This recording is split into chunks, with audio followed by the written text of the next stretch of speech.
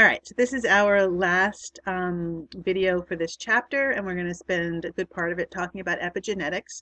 You also have 3 videos that I want you to watch. It's in with the chapter material in the video folder, that you watch those in order. They'll make more sense in order than if you watch them out of order, and they help you to understand epigenetics in some really important ways. We also will have time in our live discussion when I will specifically prompt you for questions about epigenetics and what questions you have about epigenetics, and we can talk specifically about those videos as well. So make sure you come to that live discussion ready to do that as well. But epigenetics, some of you may be wondering what this word is at this point, is essentially the idea that our life experiences directly impact the expression of our genes. And I want to make a distinction here. I think lots of us think our life experiences impact our behaviors and experiences, right? That might impact the symptoms of a disorder or who you are as a person. But this isn't just the idea that life experiences shape you, that if you've been rewarded for things, you're more likely to do those things, right? From like a behavioral way. Or if you had a difficult childhood, you might feel more anxious or less trusting of people. Those things are true.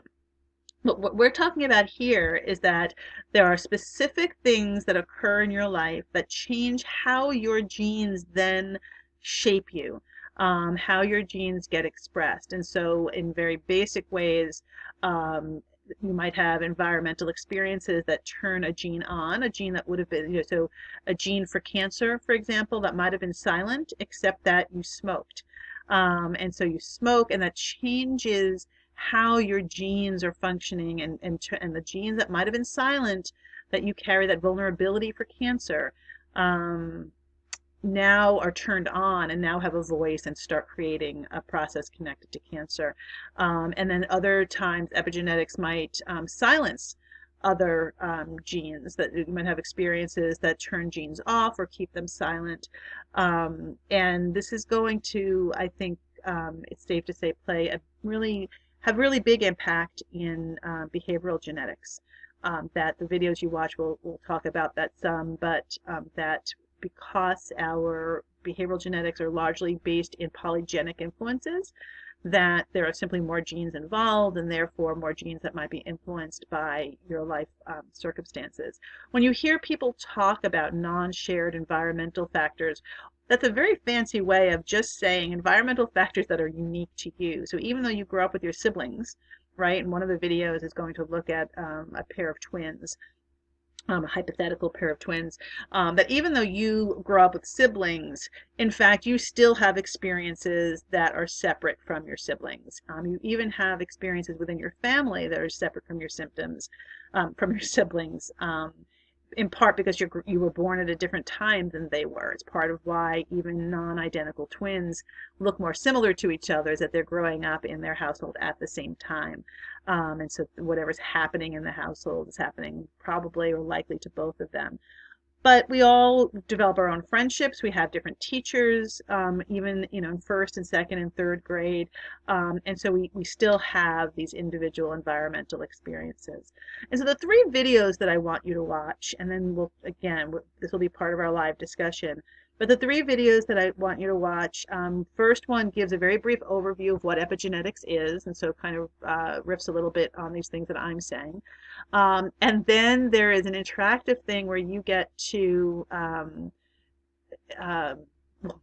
you'll look at and get some information about the fact that rats interact with their rat pups by licking them, and that is how they nurture, and that rat moms who lick their rat pups more are nurturing them more, and that there's a specific epigenetic influence of that.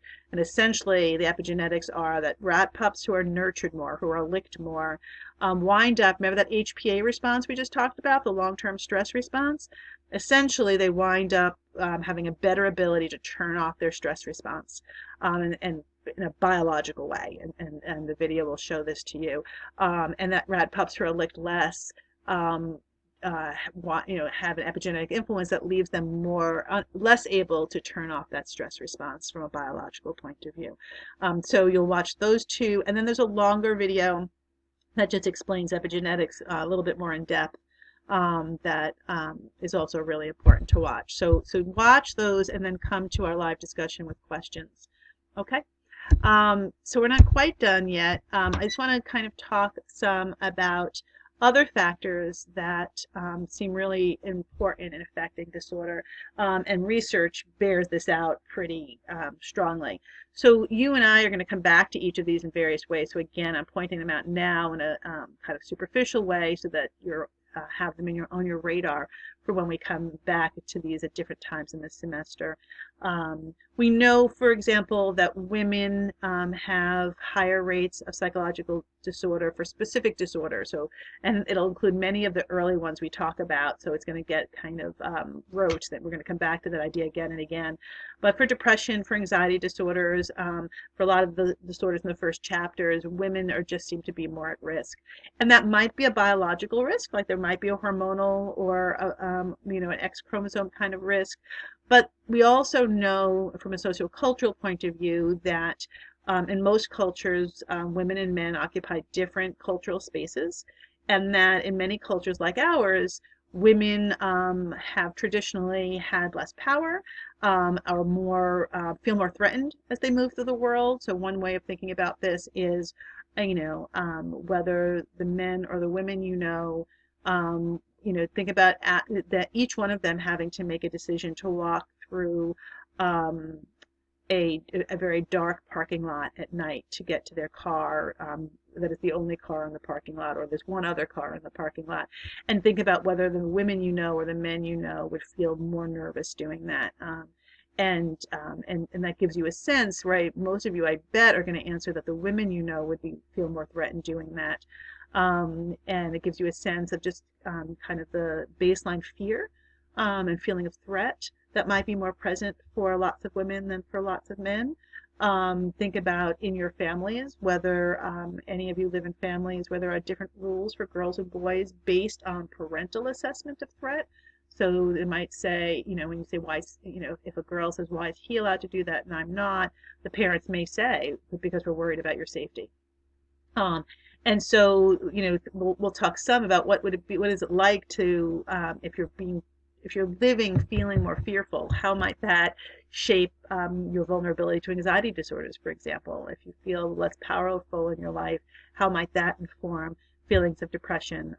And so thinking about gender in those ways, in sociocultural ways. We also know that people who live in poverty have higher rates of psychological disorder. It may be that this is bidirectional, so it may be that people who have psychological disorder are more likely to wind up living in poverty. That is certainly true. But we also know that living in poverty just increases the risk for psychological disorder. And again, that might have to do with hopefulness and hopelessness, that may have to do with living under threat, right? Many people who are living in poverty are living under constant threat of perhaps food insecurity or homelessness, or even living in environments that feel less safe and that they feel less able to escape. It's important to make sure you understand here, we're not talking about the idea that more money protects you from mental illness. That's not the case. We're talking about the absence of money makes you more at risk.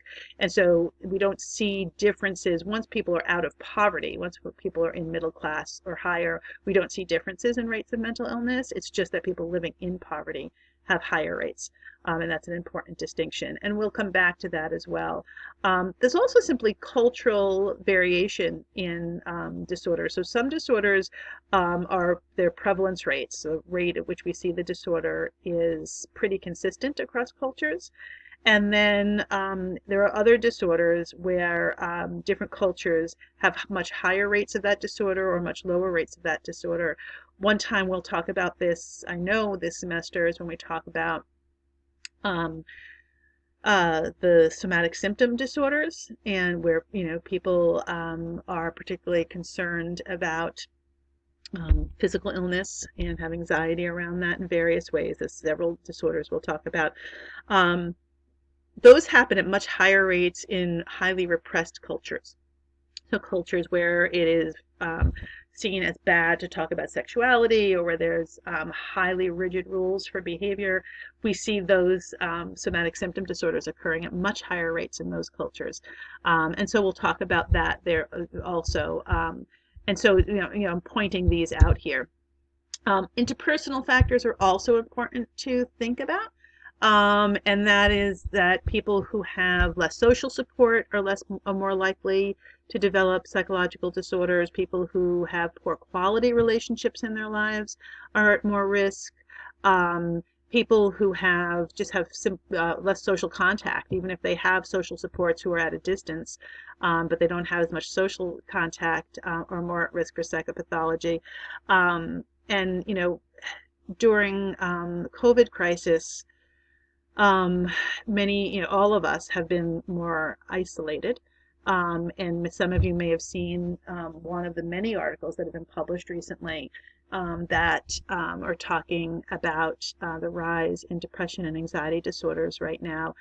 Some of that is simply about living under threat, right? We talked about what it's like to live under threat on the last slide, but some of that is also about relative isolation. And FaceTiming and Zooming and talking to people on the phone is not the same as face-to-face contact. And so people who are living alone especially are at great risk for this. But also if you're living with other people but the quality of those relationships is poor, then that amplifies, right, spending more time together amplifies the effects of those poor quality relationships. And so, in some ways, this is very timely to think about right now. All right, so that ends our many videos for the paradigm chapter, and I will see you guys in our live discussion.